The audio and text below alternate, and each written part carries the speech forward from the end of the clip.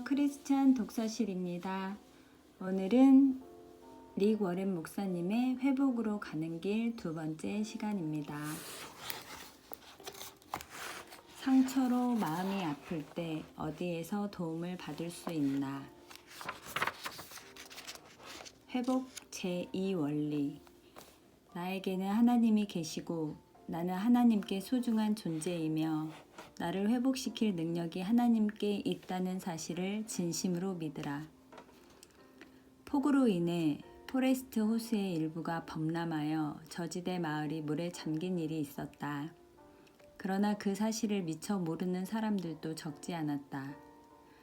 당시 오렌지 카운티 레지스터 신문에서는 현장에 기자를 급파했고 그 기자는 글렌이라는 사람의 아내 조앤이 지붕에 앉아 있는 것을 발견했다.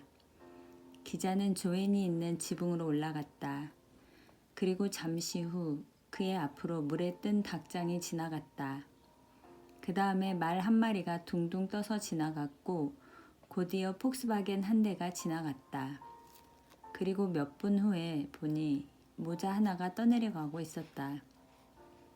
그러나 이상하게도 5m 정도를 떠내려가던 모자는 다시 물길을 거슬러 올라왔다. 모자는 다시 5m를 떠내려가다가 물길을 거슬러 오기를 반복했다. 그런 현상이 7, 8회 반복되는 것을 보던 기자가 마침내 궁금함을 참지 못하고 물었다. 도대체 저 모자는 뭐죠? 조앤이 말했다. 저건 정신 나간 제 남편 글렌의 모자예요. 전쟁이나 홍수가 나더라도 잔디를 꼭 깎고 말겠다고 하더니 오늘 우리의 문제는 집이 떠내려가는 마당에 잔디에만 신경 쓰는 사람이 많다는 것이다.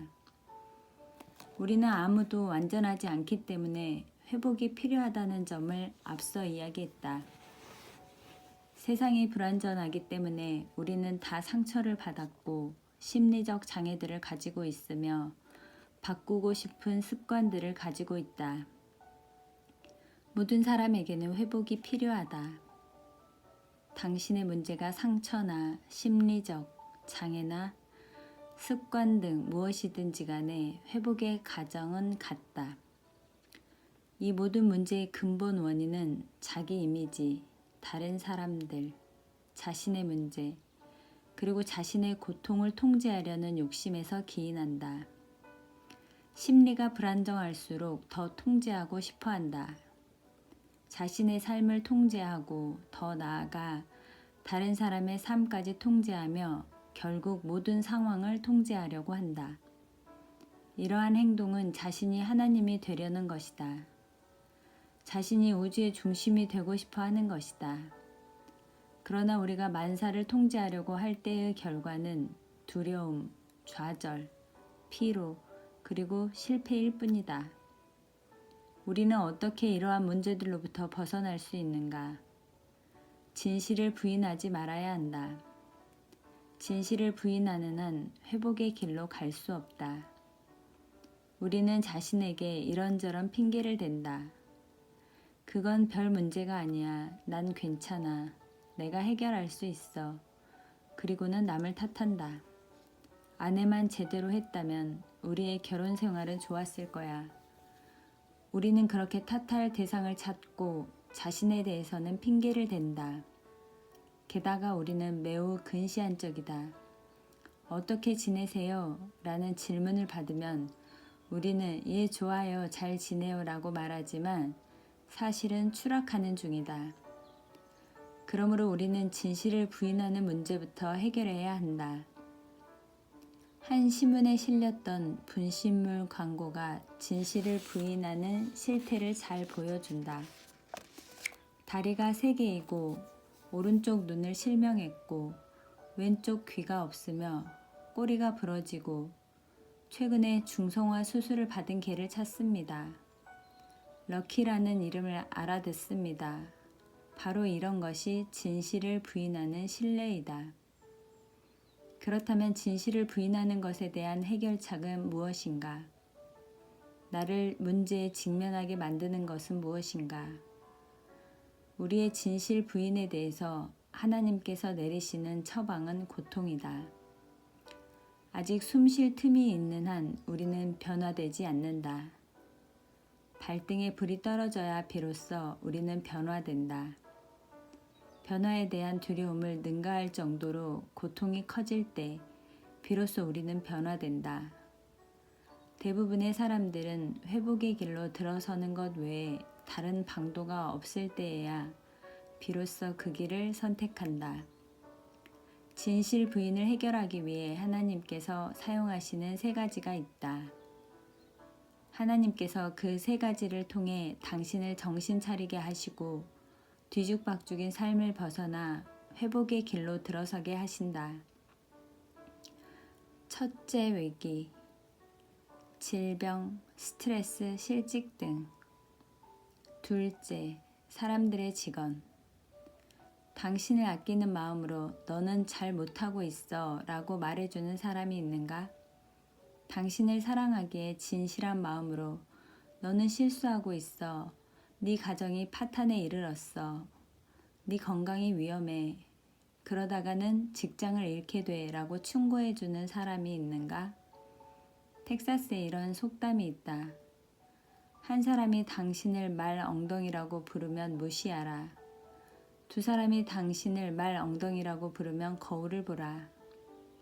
3사람이 당신을 말 엉덩이라고 부르면 안장을 사라. 이 속담에 견주어 볼 때 만일 3사람이 당신을 일 중독자라고 부르면 조치를 취해야 한다. 만일 3사람이 당신을 알코올 중독자라고 부른다면 상응하는 조치가 뒤따라야 한다. 만일 3사람이 당신은 도움을 받아야 한다고 말하면 그 충고를 받아들여야 한다. 고통은 화재 경보기와 같다. 고통은 당신의 삶에 무엇인가 잘못되었다는 경고 사인이다.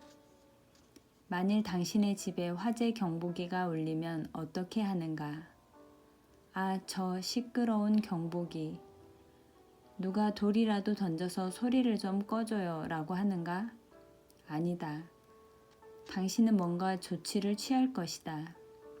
그러나 종종 우리의 삶에서 고통의 경보가 울릴 때 우리는 고통의 근원을 찾아 해결하는 대신 소리를 덮어두려 한다. 우리는 음식, 술, 섹스, 기타 수많은 수단을 동원해 그 소리를 덮으려 한다. 그러나 그런 식으로 해서는 문제가 해결되지 않는다. 하나님께서 고통의 경고를 통해서 우리를 일깨우신다. 셋째, 파국. 하나님께서 당신의 삶 속에서 이것을 사용하실 필요가 없기를 바란다. 이것은 신체적, 정서적, 영적, 재정적, 관계적인 면에서 완전히 바닥까지 무너지는 것이다. 하나님께서는 종종 한 걸음 뒤로 물러나 계시면서 우리로 하여금 스스로 내린 어리석은 결정의 충격을 직접 느끼도록 내버려 두신다. 네가 하나님이 되고 싶으냐? 좋아 라고 하시며 뒤로 물러서서 당신이 하나님 역할을 하도록 내버려 두신다. 그럴 때 당신은 심은 대로 거두게 되고 당신의 삶에 초래된 파국의 충격을 고스란히 감당해야 한다. 회복의 첫 원리는 내가 하나님이 아니라는 사실을 인식하고 잘못을 저지르는 성향을 극복할 힘이 내게 없으며 내 삶을 스스로 통제할 수 없다는 것을 인정하는 것이다. 이것이 첫 원리로서 현실 인식의 원리이다. 2번째 원리는 희망이다. 제1원리에서 자신이 무력하다는 것을 인식하고 인정했다면 제2원리에서는 하나님의 능력에 힘입어 스스로 해결할 수 없는 것을 해결할 수 있게 된다. 나에게는 하나님이 계시고 나는 하나님께 소중한 존재이며 나를 회복시킬 능력이 하나님께 있다는 사실을 진심으로 믿어야 한다. 이 2번째 원리는 히브리서 11장 6절에 근거한다. 믿음이 없이는 하나님을 기쁘시게 하지 못하나니 하나님께 나아가는 자는 반드시 그가 계신 것과 또한 그가 자기를 찾는 자들에게 상 주시는 이심을 믿어야 할지니라. 회복의 여정 중 제2 원리는 세 부분으로 구성되어 있다. 1. 하나님이 계신 것을 인정하라. 대부분 이 점에서는 문제가 없을 것이다. 요즘에는 오히려 무신론자들이 많이 줄어들었다. 조지 갤럽이 실시한 설문조사에서 미국인의 96%가 하나님의 존재를 믿는다고 말한다. 무신론자라고 자처하는 사람은 2% 미만에 불과하다는 보고가 있었다. 50년 전에 비해 무신론자들의 수가 훨씬 줄어들었다. 왜 그런가? 오늘날에는 50년 전보다 우주에 대해 더 많이 알게 되었기 때문이다. 과학적 발견들이 늘어나고 우주에 대해 더 많이 알게 될수록 고개를 빳빳이 세우고 그 모든 것이 우연히 생겼다고 말할 수 있는 사람이 적어진 것이다. 게다가 컴퓨터의 발달로 이 모든 일이 우연히 생길 가능성을 계산할 수 있게 된 지금에 나는 이 모든 것이 우연히 생겼다고 믿어요 라고 말할 수 있는 사람은 매우 드물다. 사실 오늘날에는 창조자를 믿는 것보다 믿지 않는 것에 더 큰 믿음이 필요하다. 이 우주가 창조자도 디자이너도 없이 저절로 생겼다는 가능성은 매우 희박하기 때문이다. 시계를 완전히 분해해서 부품들을 봉지에 넣고 흔들었을 때 그것이 다시 완전한 시계가 될 가능성은 희박하다. 그런데 이 세상에는 그런 시계들이 가득하다. 그러므로 그 모든 일이 저절로 일어났을 가능성은 시계가 저절로 조립되었을 가능성의 수십억 분의 1이다. 창조가 있으면 창조자가 있어야 한다. 결과가 있으면 원인이 있어야 한다. 디자인이 있으면 디자이너가 있어야 한다. 타임에 보도된 과학이 하나님을 발견하다라는 표지 기사를 읽은 일이 있다.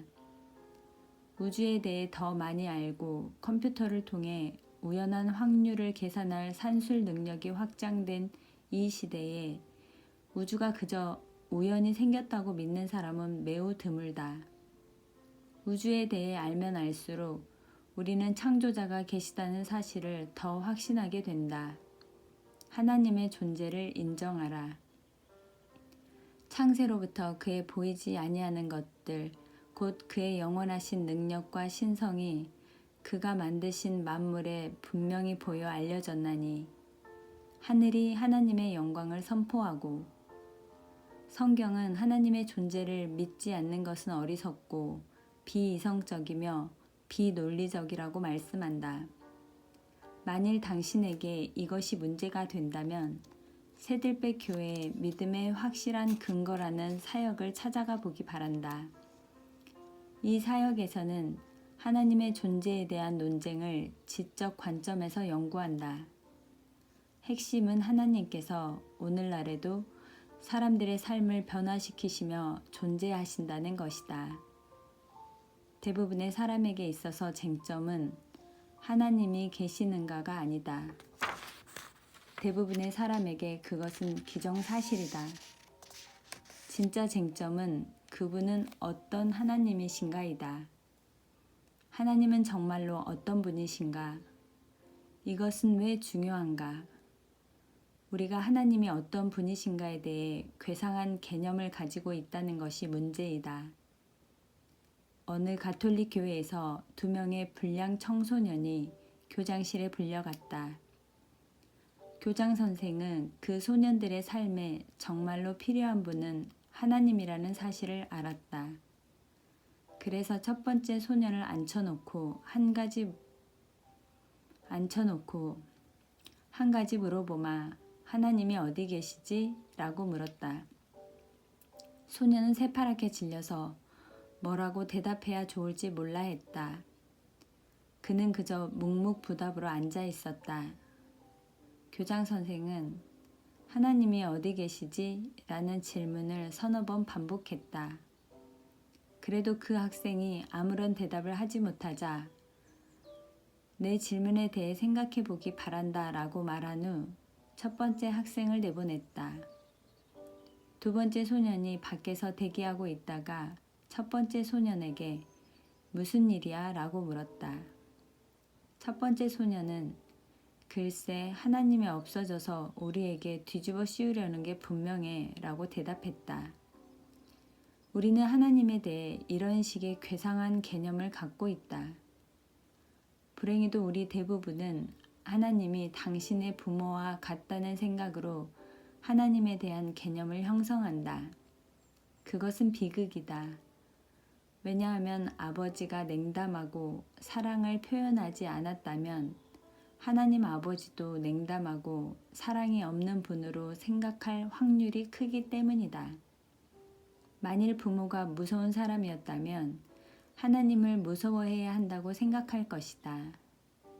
만일 아버지가 가학적인 사람이었다면 하나님도 가학적인 분으로 생각할 확률이 클 것이다.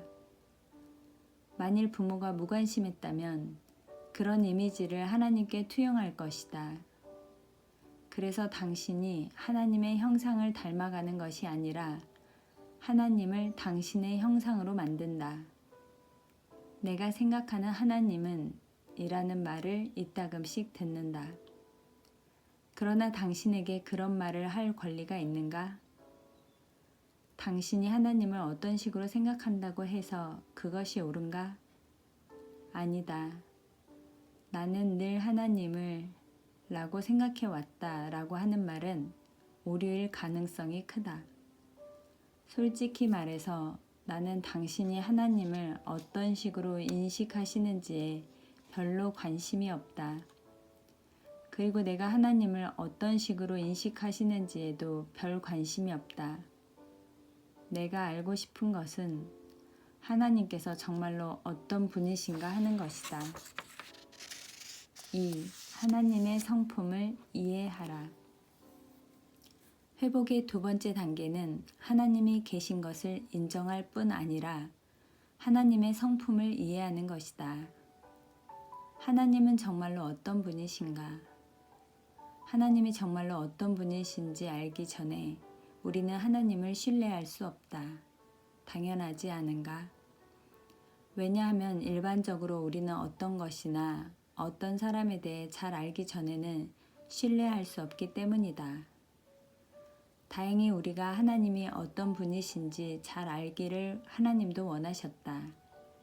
그래서 하나님께서는 이 땅에 인간의 몸으로 예수 그리스도로 오셨다. 그럼으로써 하나님은 우리에게 자신이 어떤 분이라는 점을 말씀하셨다. 그래서 우리는 하나님이 어떤 분이신지 알고 성탄절과 부활절을 경축할 수 있게 되었다. 다음 구절에 주목하라. 그는 보이지 아니하는 하나님의 형상이시요. 하나님이 어떤 분이신지 알고 싶다면 예수님을 보라. 왜냐하면 예수님은 보이지 않는 하나님이 가시적으로 표현된 분이시기 때문이다. 예수님에 대한 성경 구절을 읽고 예수님의 삶을 연구함으로써 하나님에 대해 많은 것을 알 수 있다. 특히 예수님을 통해서 우리가 하나님에 대해 알 수 있는 세 가지가 있는데 그것들을 아는 것이 나의 습관, 상처, 심리적 장애를 극복하는 데 도움을 준다. 하나님은 내 모든 상황을 아신다. 하나님께서는 당신의 모든 상황을 아신다. 하나님께서는 당신의 습관, 상처, 심리적 장애를 다 아신다. 하나님께서는 당신의 좋은 점과 나쁜 점을 다 아신다. 우리 중에는 힘든 한 주나 한 달, 혹은 한평생을 살아온 이들이 있을 것이다. 그렇다면 성경의 시편 56편 8절은 무엇이라고 말씀하는지 살펴보자. 나의 유리함을 주께서 계수하셨사오니 나의 눈물을 주의 병에 담으소서. 참으로 놀라운 말씀이 아닌가.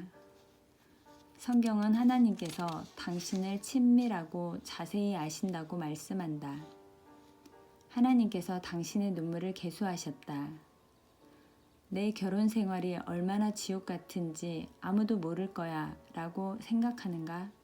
아니다. 하나님께서는 아신다. 내가 이 습관에서 벗어나려고 아무리 애를 써도 도무지 안 되는 것을 아무도 모를 거야 라고 생각하는가? 아니다. 하나님께서는 아신다.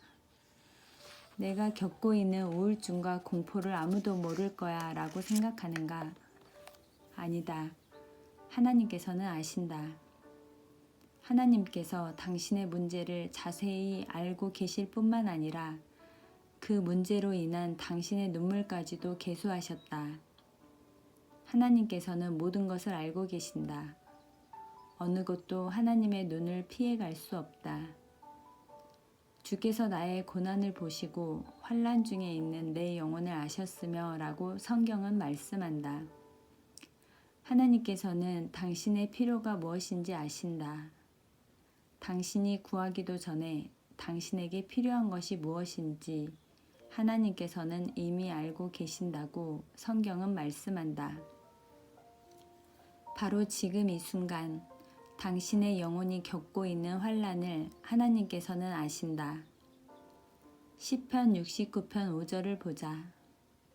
하나님이여 주는 나의 우매함을 아시오니 때로 우리는 이 사실을 잊고 싶을 때가 있다. 우리는 하나님께서 우리의 모든 어리석은 행위를 다 아신다는 사실을 좋아하지 않는다. 그러나 하나님께 비밀로 할 수 있는 것은 아무것도 없다. 하나님께서는 하루 24시간 당신을 지켜보신다. 하나님은 당신의 좋은 날, 나쁜 날, 우매한 행동, 그리고 어리석은 결정들을 아시지만 놀랍게도 여전히 당신을 사랑하신다. 정말로 하나님은 당신의 죄 때문에 충격을 받지 않으신다. 당신이 뭔가 잘못했을 때 하나님은 아니 내가 그걸 몰랐다니 라고 말씀하지 않으신다. 당신이 그것을 하기 오래전에 하나님은 이미 그 일이 일어난 것을 알고 계셨다. 심지어 당신이 자신의 동기가 무엇인지 파악하지 못할 때조차도 하나님은 당신이 왜 그러한 행동을 했는지 동기가 무엇인지를 알고 계셨다. 그러므로 하나님은 충격을 받거나 놀라거나 실망하지 않으신다. 하나님께서는 이미 당신을 아시기 때문이다. 하나님은 내 상황을 돌보신다. 아버지가 자식을 긍휼히 여김같이 여호와께서는 자기를 경외하는 자를 긍휼히 여기시나니 이는 그가 우리의 체질을 아시며 우리가 단지 먼지뿐임을 기억하심이로다. 하나님은 우리가 무엇으로 만들어졌는지 아신다. 우리는 분자로 이루어진 연약한 존재이다. 우리는 슈퍼맨이 아니다. 당신이 섬기는 하나님은 다정하고 당신의 마음을 아시는 하나님이시다. 하나님께서 당신을 아신다. 하나님께서는 많은 사람이 결코 가져보지 못한 다정하고 인정 많은 당신의 아버지가 되어주려 하신다. 옛적에 여호와께서 나에게 나타나사 내가 영원한 사랑으로 너를 사랑하기에 인자함으로 너를 이끌었다 하였노라. 어떻게 그럴 수 있는가? 어떻게 하나님이 나를 사랑하시고 그 사랑이 무궁할 수 있는가? 맑은 날이나 굳은 날이나 내가 하나님을 섬길 때나 섬기지 않을 때나 내가 잘할 때나 잘 못할 때나 하나님은 나를 사랑하신다. 어떻게 하나님은 계속 그렇게 사랑하실 수 있는가? 하나님의 사랑은 무조건적이기 때문이다. 하나님의 사랑은 당신의 행위에 근거하지 않는다. 부모의 사랑은 때로 당신의 행위에 근거한다. 그러나 하나님의 사랑은 하나님의 성품에 근거한다. 성경은 하나님은 사랑이시라고 말씀한다. 그리고 하나님께서는 무궁한 사랑으로 항상 당신을 사랑해 오셨다고 말씀한다. 하나님께서 당신의 상황을 아실 뿐 아니라 더 나아가 돌보신다. 우리가 아직 죄인 되었을 때에 그리스도께서 우리를 위하여 죽으심으로 하나님께서 우리에 대한 자기의 사랑을 확증하셨느니라 라고 로마서 5장 8절에서 말씀한다. AA 12단계 프로그램을 경험해 본 사람이라면 두 번째 단계가 AA 12단계에서 가장 높은 능력의 단계임을 알 것이다. 오늘 당신에게 더 높은 능력의 소유자를 소개하고자 한다. 그분의 이름은 예수 그리스도이시다. 예수 그리스도는 당신이 접속할 수 있는 능력이다. 왜냐하면 예수님은 당신의 상황을 아시고 돌봐주시기 때문이다. 무엇보다 좋은 소식은 예수님께서는 당신의 상황을 바꾸실 능력을 가지셨다는 것이다. 하나님은 내 상황을 변화시키실 수 있으시다. 하나님께서 당신의 상황을 변화시킬 수 있다는 것은 참 기쁜 소식이다. 하나님께서는 당신을 아니면 당신의 상황을 아니면 둘 다를 변화시키실 수 있다. 하나님께서 그렇게 하려고 당신 곁에 대기하고 계신다. 하나님은 그럴 능력이 있으시다. 사도 바울은 그의 능력이 그리스도 안에서 역사하사 죽은 자들 가운데서 다시 살리시고 하늘에서 자기의 오른편에 앉히사라고 말했다. 이 말씀에 주목하라. 당신은 해야 할 일을 뒷전으로 미루어 아무것도 못했던 경험이 있는가? 이것을 해야 한다는 것을 알지만 도무지 시작할 수가 없어 라고 생각했던 적이 있는가? 도무지 일을 착수할 수가 없어 라고 생각했던 적이 있는가? 하나님께서는 나에게 능력이 있다라고 말씀하신다. 하나님께서 예수 그리스도를 죽은 자들 가운데서 살릴 수 있으셨다면 죽은 관계도 되살리실 수 있다. 어떤 사람의 건강을 회복시키실 수 있다. 당신을 중독에서 해방시킬 수 있다. 당신이 하나님을 신뢰하면 더 이상 과거의 기억들에 시달리지 않도록 하나님께서 당신의 과거의 문을 닫아주실 수 있다. 누가복음 18장 27절에서 무릇 사람이 할 수 없는 것을 하나님은 하실 수 있느니라 라고 말씀한다. 성경은 하나님께 능치 못함이 없다고 말씀한다. 당신은 내 상황을 몰라요. 나도 변화하려고 노력해 보았지만 할 수 없었어요 라고 말하려는가? 그러나 하나님께는 불가능이 없다. 그러므로 절망적으로 보이는 상황도 사실은 절망적이지 않다. 실내로 주일에 4번의 예배를 드리는 수천 명의 새들백 교회 가족 중에서 수백 명의 사람들은 6개월, 1년, 1년 반 전에 막막한 상황 속에서 하나님께서 상황을 역전시켜 주신 경험들을 가지고 있다. 절대로 변할 수 없을 것이라고 생각했던 사람들이 변화된 신뢰들이 있다. 그것은 다 하나님의 능력 때문이었다. 우리 교회 가족 중에서 데너와 브렛이 이 두 번째 원리에서 어떻게 하나님의 능력을 체험했는지 그들의 간증을 들어보자. 데너. 내 이름은 데너이고 나는 중독과 씨름하고 있는 그리스도인이다. 또한 회복축제 사역에서는 약물 의존 여성 그룹의 리더이기도 하다. 우리 소그룹은 금요일 저녁에 모인다. 내가 이렇게 하나님의 일을 하고 또 이 자리에 서서 간증하게 될 줄은 꿈에도 몰랐다. 그러나 우리가 삶의 운전대 앞에서 물러나고 하나님께 운전을 맡길 때 이런 놀라운 일이 일어난다. 나는 일평생 무엇인가에 중독이 되지 않았던 때가 없었던 것 같다. 어렸을 때는 강압에 의해서만 중독이 표면에 나타났다. 항상 나의 한쪽 어깨에는 착한 천사가, 다른 한쪽 어깨에는 나쁜 악마가 앉아 있는 것 같았다. 항상 어느 쪽이 이기는지 짐작이 갈 것이다. 물론 내 삶에는 정상적인 시간도 많았다. 나는 공부도 잘하고 수영과 달리기도 잘했지만 친구들의 영향을 많이 받았다. 중학생 때 흡연을 시작했고 고등학생이 되어서는 마리화나와 술을 시작했다. 그렇지만 성적은 늘 상위권을 유지했다. 고등학교를 졸업한 이후에는 음주가 더 심해졌다. 그러다 7년 동안 술을 끊은 일이 있었다. 내가 중독자라고 말했던 것은 내 삶을 다소 고쳐주거나 삶의 공허함을 채워줄 것이라면 무엇에든 집착하는 성향 때문이다. 술을 끊은 7년 동안에 나는 수혜에 몰두했다. 이건 역시 도를 넘어서게 되었다.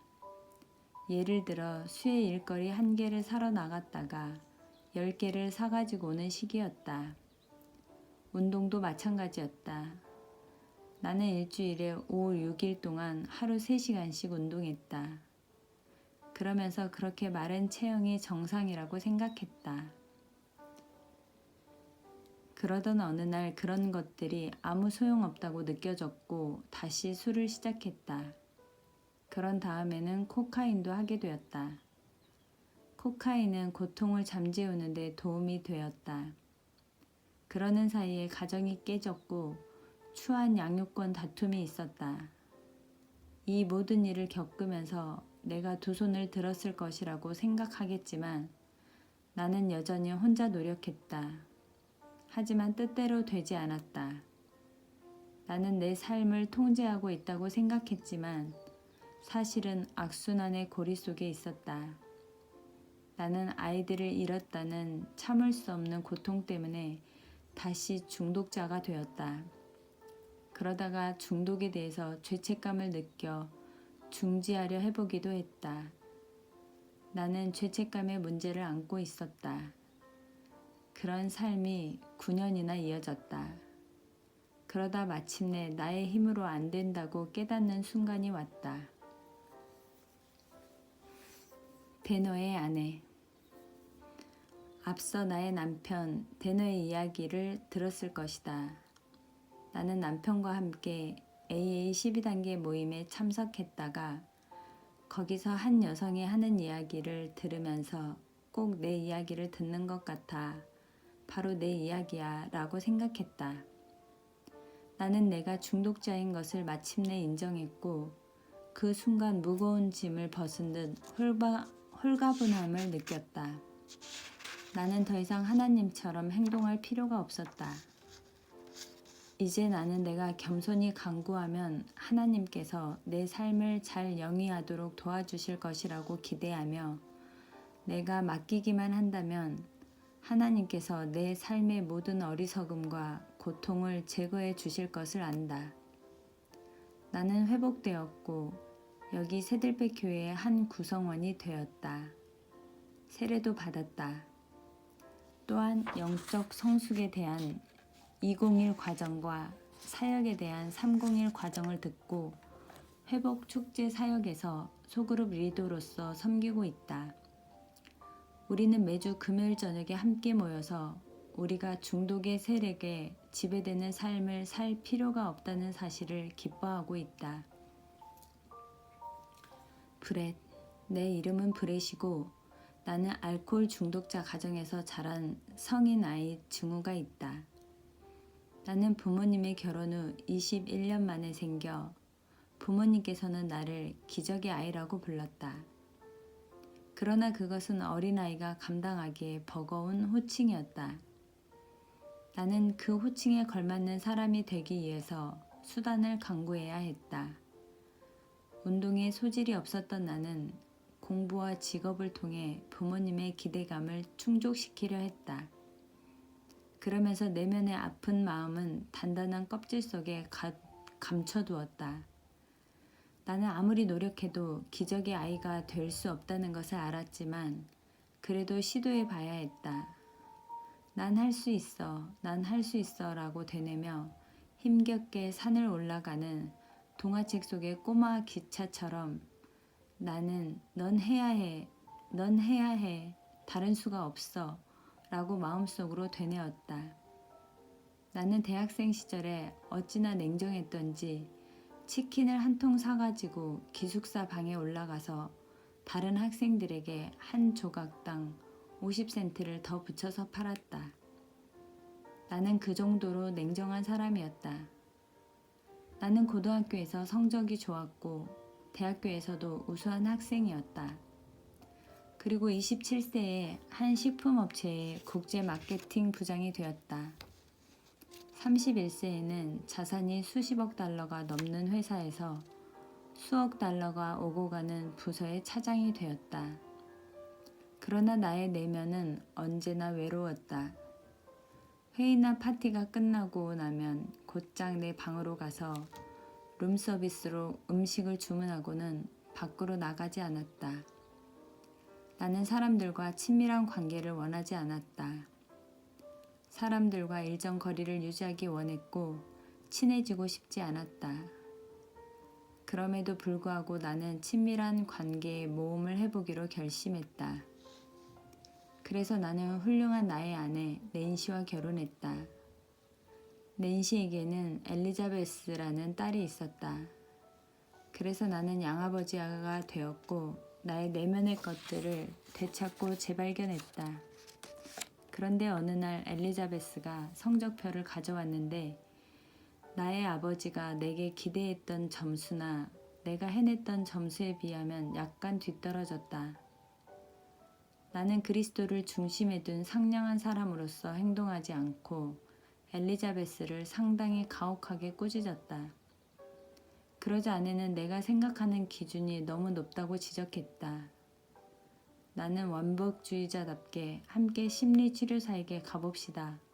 분명히 그들은 내 견해에 동의할 거요 라고 말했다. 물론 그러한 경험으로 나는 톡톡히 배웠다. 내가 그토록 두려워했던 감정을 느꼈던 것이다. 그것이 너무나 고통스러웠기 때문에 나는 여러 AA 12단계 회복 그룹에 참석했고 관련 서적도 읽었다. 그러나 무엇인가 부족했다. 필요하다고 생각한 것들을 다 해보았지만 무엇인가 불분명했다. 회복 프로그램에서 말하는 더 높은 능력에 대해서 분명히 알 필요가 있었다. 그래서 나는 이 교회에 나오기 시작했고 주 예수 그리스도와 관계를 맺게 되었다. 예수님께서 내 마음을 여셨고 내 굳은 마음을 부드럽게 해주셨다. 나는 외로운 사람이었고 어떻게 즐거운 시간을 보내며 어떻게 놀아야 하는지 몰랐다. 사람들은 내게 무엇에 대해서 어떻게 느끼세요? 라고 묻지만 나는 느낀다는 것이 무엇인지 몰랐다. 나는 어떻게 문제를 해결하고 어떻게 프로젝트를 완수해야 하는지 알았지만 어떻게 느껴야 하는지는 몰랐다. 만일 마음의 공허한 느낌을 지울 수 없고 일은 잘하지만 자신에게 늘 가혹하여 더 잘할 수 있었어, 더 잘해야 했어 라는 생각에 시달리며 행복을 느끼지 못하는 사람이 있다면 좋은 소식이 있다. 정말로 실제적인 회복 축제 사역이 있다. 나는 중독 가정에서 자란 성인 아이 그룹의 리더인데 이 그룹은 부모가 알코올 중독자, 약물 의존자, 일 중독자, 완벽주의자였고 자녀에게 비현실적인 기대를 가졌기 때문에 어린이답게 놀 줄 몰랐던 사람들을 위한 그룹이다. 핵심은 이것이다. 고통의 해결을 뒷전으로 미룰수록 회복은 더 멀어진다. 고통의 존재를 부인하며 뒷전으로 밀어두고 별 문제 아니야, 별거 아니야, 나 혼자 너끈히 해결할 수 있어 라고 말하는 시간이 길어질수록 하나님께서 의도하신 온전한 모습으로 당신이 이 땅 위에 살아갈 날들은 줄어든다. 어떤 사람들은 현재의 문제로 극심한 고통을 겪을 때 오히려 과거에 몰두한다. 현재의 문제를 해결하지 않으며 삶의 모든 초점을 과거에 맞춘다. 그들은 과도한 분석으로 마비 상태에 빠져서 과거에 무엇이 잘못되었는지에만 관심을 갖는다. 그것은 백미러만 보면서 차를 운전하는 것과 같다. 물론 백미러는 시각을 넓혀주는 유용한 도구이다. 하지만 과거만 보고 있으면 현재의 삶을 살 수 없다. 앞 유리창보다 백미러가 더 큰 차로 운전하는 것이 상상이 되는가? 그런데 많은 사람이 그렇게 하고 있다. 그들은 과거에 매여서 현재의 삶을 살아가지 못한다. 우리가 어떤 것에 초점을 맞추면 그 일이 반복되는 경향이 있다. 만일 당신이 과거에 집착하는 삶을 살아간다면 과거의 삶을 반복하게 될 것이다.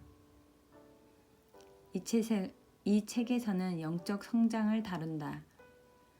영적 성장은 앞 유리창을 넓히고 백미러를 줄여서 당신이 현재를 살아갈 수 있게 하는 과정이다. 어떻게 하면 그렇게 할 수 있는가? 하나님이 계시다는 것을 인정하라. 하나님이 어떤 분이신지 인식하라. 하나님은 당신을 돌보고 이해하고 사랑하고 돕는 분이시다. 3. 하나님의 도움을 받아들이라. 단지 하나님이 계심을 믿는 것만으로는 충분하지 않다. 여러분 대부분은 하나님이 계신 것을 믿는다. 그러나 상처는 저절로 사라지지 않는다. 하나님의 존재를 믿는 것을 넘어서서 하나님의 능력에 접속해야 한다. 그렇게 할 때 하나님께서 당신에게 주시는 것이 있다.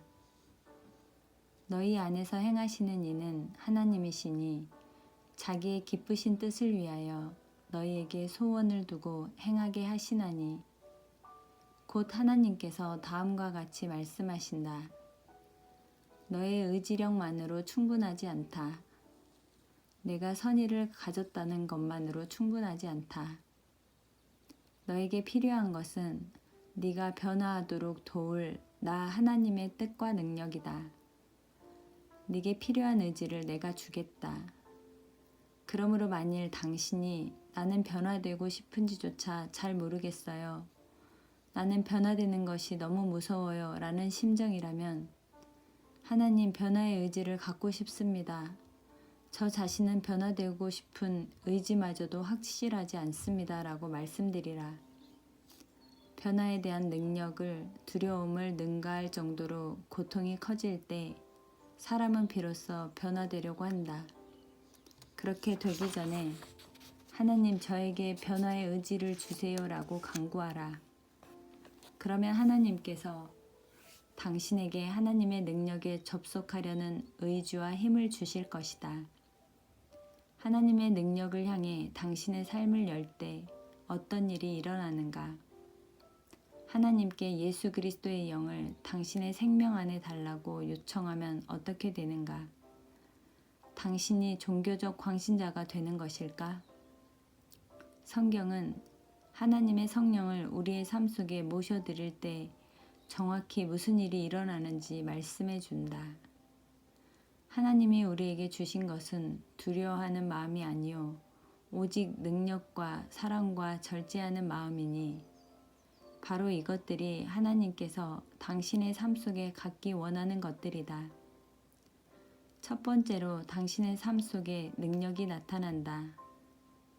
하나님의 성령을 우리의 삶 속에 모셔드리면 당신이 깨트릴 수 없는 습관을 깨트릴 수 있는 능력이 나타난다. 옳은 것인 줄 알지만 스스로 할 수 없는 것을 할 수 있게 해주는 능력이 생긴다.